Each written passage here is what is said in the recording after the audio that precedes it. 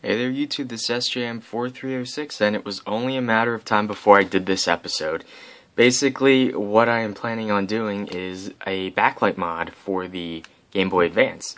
Now, the Game Boy Advance originally shipped with a transflective LCD, so basically it requires external light, bounces off, and then reflects so that you could see the image. Problem with that was you practically needed to be on the sun in order to view the image. So, someone came up with the idea of, hey, there's the AGS-101 Game Boy Advance SP, which is a backlit LCD. It looks great, so how about we try and fit these because they're the same size and the signals are similar enough. So they came up with this little adapter. I got this on eBay for about 10 bucks. This is a 40-pin version because my Game Boy Advance SP is a 40-pin version. There's a 32-pin and a 40-pin version, and you need to make sure you get the right cable for it. Otherwise, it obviously won't fit. So, tools that you'll need, obviously, the screen itself. They used to sell replacement screens for not too bad, like 40, 50 bucks. Those have dried up. They no longer sell those, so the only way you're getting one of these screens pretty much is to buy a AGS-101 backlit Game Boy Advance SP. And the prices are climbing on those, which is why I've been hoarding like 4 or 5 of them right now. Actually, I think I have about 6. Anyway, so luckily this one was from a main board which had some other problems, namely water damage, but the screen itself is in good condition. One thing to note, what I've been reading, these screens come in 2 versions. One has the white backing on the tab, this one has the brown one. From what I've heard, the brown one gives a better image quality. I don't know why. It's probably just slightly different chipsets or something like that. But I've heard better success stories with the brown tabbed ones. Unfortunately, there's really no way to tell from the outside of the Game Boy Advance SP which screen you'll be getting. Also, a reason why I have like a million of these systems, because some of them are brown, some of them are white. So anyway, other things that you will need, possibly a pocket knife, Phillips screwdriver, small one, a tri-wing screwdriver, good thing to keep around, an X-Acto blade. You'll need to be cutting some of the plastic away to fit the screen, and possibly tweezers might help, in addition to tape for taping down the ribbon connector, and yeah, I think that's pretty much it. So after I'm not going to bore you with opening this guy. I'm just going to open it up and get to the point where I'm ready to insert the screen, so I'll see you guys then. And so here everything pretty much is taken apart. Obviously, see the main board. You can see, maybe, focus. Okay, apparently this does not want to autofocus. There we go. See, it's the 40-pin version. You can actually see through the battery flap how you see what version it is you can see just in there's a few digits, numbers. It's an identifier code, and I think it was, if it has like a -1, it's a 40-pin version. If not, then it's a 38-pin version, but I would double check that online. Anyway, all I did was I removed the transflective LCD, obviously, right here. Go back, autofocus. There we go. And then there's a adhesive gasket that I removed from this side that held the LCD in place, and then I very carefully pushed out the lens, the plastic lens, and this has adhesive backing on it as well. You want to be careful not to scratch that, and also, since I'll be doing some cutting along the bottom here, I did not want to possibly damage anything that way. So now it's just a matter of removing this lens right here. This is pretty easy as long as you're careful about it. The lens is slightly flexible, and I usually start at one of the corners, and you just carefully lift it up and it should give way, and there we go. Now you want to be very careful to keep this guy nice and clean, so I'm probably going to grab a piece of plastic or something like that. I'll put this back on top. Want to make sure that you kind of do that at the last step, kind of trying to think ahead here. I don't want to scratch the screen, I want to keep dust out of it, but I need to go ahead and cut this. I'll probably show you guys how to do that but I will probably be doing that off camera since that will take quite a bit of time. Okay, so what I've been doing is taking an X-Acto blade, nice and sharp, and going along and just scoring back and forth. And what I eventually want to do is the screen, basically the metal frame will get in the way of this bottom bar and a little bit of these two side parts. So I need to remove all that and then flatten out these couple little raised bumps here, and then I'll be able to mount the screen. So this is going to take a little while, so I'll do this off screen and I'll show you guys the results and then how to mount the screen after I'm done that. Okay, so I am back, and basically all this mess of junk came from the raised areas that were on the bottom, as well as I took off a little bit of, there's some kind of bezel thing going on there. Most of it's under this part, so when I put the lens on you won't really notice it. Unfortunately, I did nick a little bit past that, but it's not that noticeable, and it'll be fine. Definitely won't affect functionality-wise.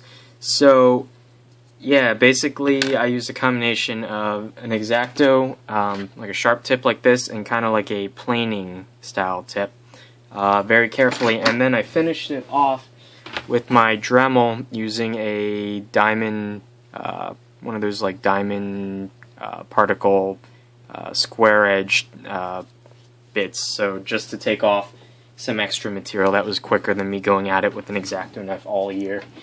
So now I just washed this out to clean it up a bit. I have to fully dry it, and then we shall begin putting in the LCD, lining it up, and all that good stuff. So I'll be back in a second.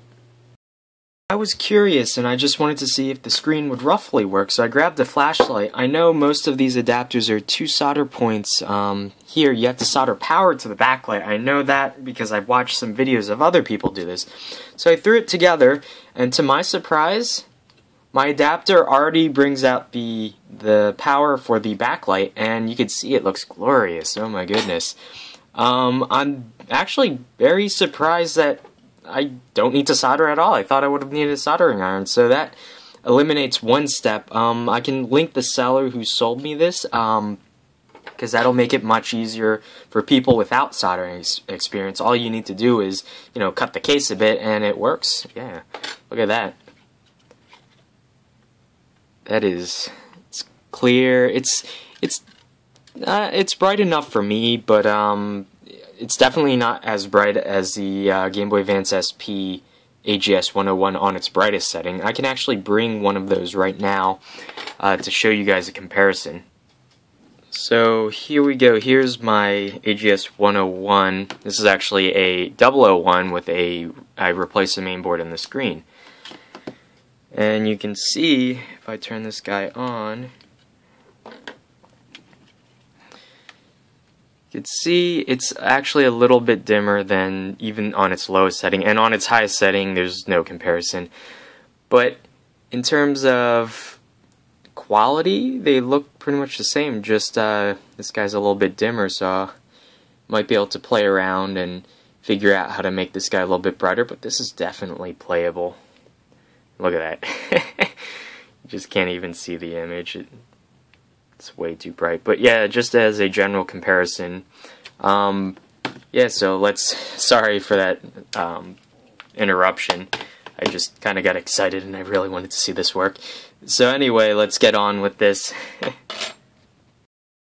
Okay, so from here on out, donning some rubber gloves, put the lens back in. Now I have to clean it with a microfiber cloth.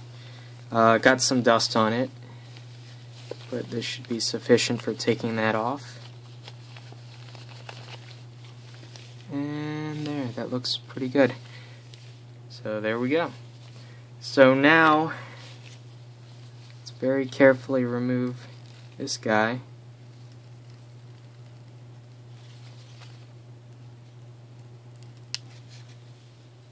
Put this someplace safe. Now we have the screen. Ah, something got on there. Ah, wish I had 3 hands sometimes. Okay.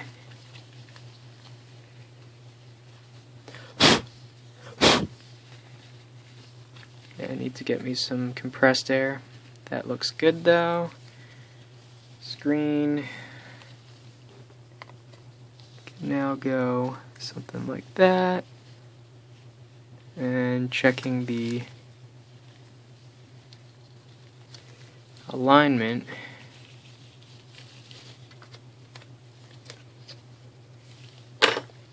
Let's see.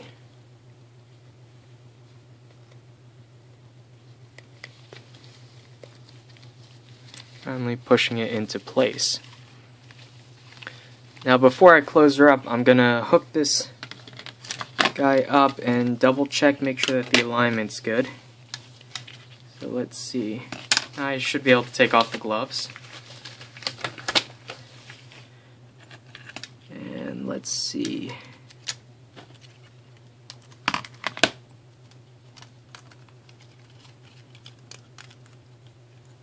Sorry, this is a little bit disorganized, but this is my first time doing this. And I don't want to screw it up if I can help it. So let's see, let's get some AA batteries in here. Yeah, and there's one tweak that I did off screen that I think is worth noting. Yep, that looks beautiful. So I'm sufficiently happy with that. The tweak that I did, once I remove the batteries, I've noticed that I switched the screen for one of the white tabbed ones. This is a brown tabbed one, and I've noticed that there's some variance among them. And so what I ended up doing is there's this little potentiometer here. It's essentially a variable resistor, and I marked off on the actual screw side and on the solder mask the original position, and then I turned it slightly, reassembled it, made sure that it still worked, and then I kept tweaking it until I got an image that looked okay. Now, originally when I hooked up this display without any modification of the original settings, it looked decent, but I noticed that there's some kind of interlacing issues. It looked like there's some faint horizontal lines or something. I tweaked that until those went away. So there's some modification required, obviously, but ultimately I was able to get it nice and clear looking. So I'm pretty happy with this. So now what I'm going to do is rearrange. Let's get the fiber cloth down. So now I have to bend this guy around in such a way that the cable will orient itself correctly. Now let's see. So the cable has to go in like the contact side up. Let's see. How am I going to do this?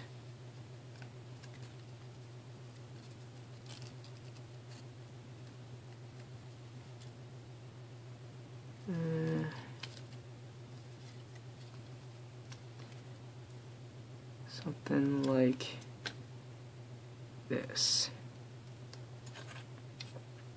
Now I may have to remove this rubber spacer because it might be kind of a bit of a tight fit, in which case I'll have to put down some let me see if I can pull that off now. I have to put down some insulator on there. These guys just pull off pretty easily. I might have spoken too soon.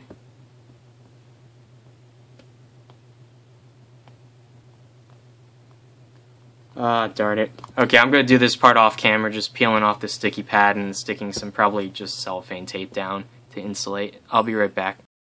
So what I ended up going with is I took some of this anti-static bag that components tend to come in, and I stuck that in between the LCD, and I found the right position so that there's not too much cable, and also there's a little bit of a bump due to the adapter, so you have to be a little bit careful with that, trying to get everything to fit. Now there's a slight bulge, but that's pretty much the best I can do it. So it's going to be a little bit of a tight fit, but it'll work. So now let's go through and insert all the buttons. Get everything in there, and we can button her up. pun intended, I guess. Anyway. Let's see, don't forget the power switch as I drop it in there. Let's see.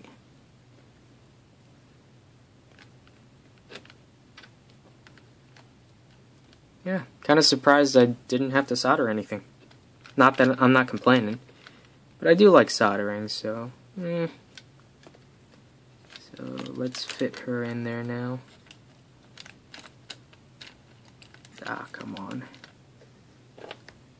And then the speaker is always the component that always kind of gets in the way and doesn't fit the way you want it to. So, there are 2 screws that go in, and if I can remember where they go, let's see, here.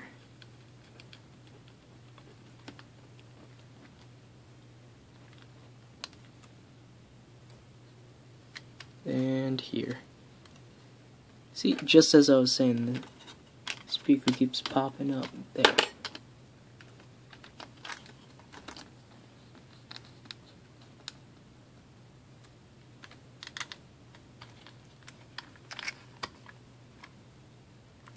Oopsie.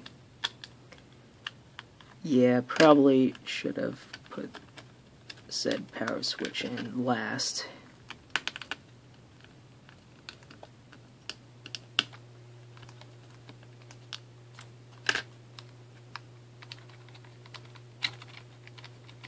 Okay, everything's in.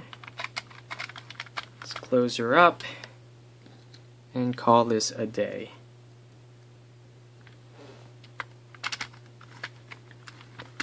As I said, this is a little bit of a tight fit, so hopefully it works. Just because of that, the ZIF connector on the adapter sticks up a bit. And there's not too much I can do about that, unfortunately. I tried to reroute it away from the mainboard chip, so it gave it a little bit more room. But that's just something to note that you're going to have to do for this process.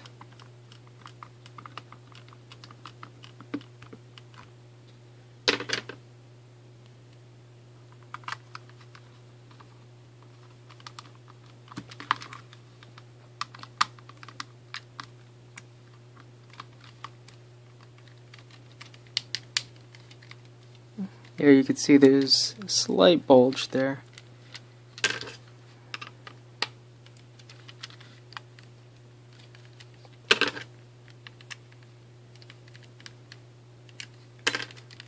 Not too bad. Screws together.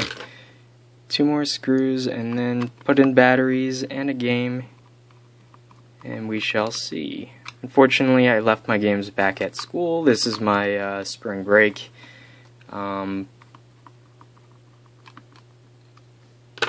But yeah, I wanted to get something done. This is just a quick, 2-hour hack.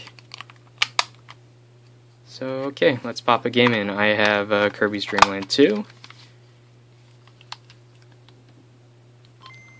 And there we go. There we go. That looks beautiful. Oh. Okay, let's see. Yeah, I just started a new game. But you could see everything works. And that looks awesome. I'm not gonna lie. Whee! Okay, anyway. You get the point. Works. Looks pretty good to me. And I'll have to see about battery life. I have some gaming to do, I guess. Yep, all the buttons work.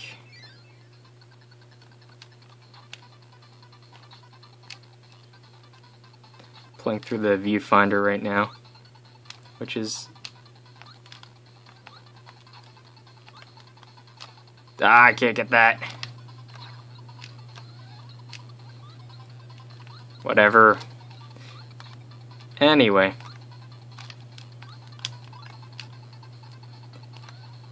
I'm just gonna play this for a while.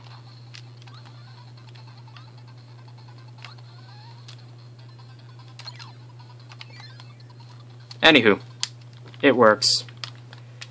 Fits together okay. It's a little bit of a tight fit, but once you get it together, the only annoyances were cutting the bottom of the frame there to get the LCD to fit. Make sure you remove the lens itself before you do that, lest you damage it. And yeah, just be careful. Go nice and slow. You're going to have a little bit of trouble, you know, fitting together the the cable assembly because the adapter has added thickness to it, but make sure you insulate the back of the screen, and then you're good to go pretty much. You have now a backlit Game Boy Advance. Comfortable to hold. Looks great. I mean, much better than the original transreflective screen. You can definitely actually see this screen. Looks a little brighter on the camera than in real life, but this is definitely playable, and I usually keep my screen on the dimmest setting to maximize battery life anyway. So yeah, this is pretty much like a 2-hour hack. I didn't really spend too much time on this. Made a quick little video, and if you have any questions, ask me in the comments below. Like, comment, subscribe, all that good stuff. Everything helps. And yeah, I definitely enjoy doing these kind of hacks and stuff like that. So this is one of the hacks I would say doesn't take much skill, doesn't take much time, as long as you're careful and you take a little bit of time and you invest in buying the adapter and then somehow finding a backlit screen for this guy. Then I say this is definitely worth it. I have to see how battery life is compared to stock, but yeah. We'll see how that goes. Anyway, thank you guys for watching, and I will see you in my next video.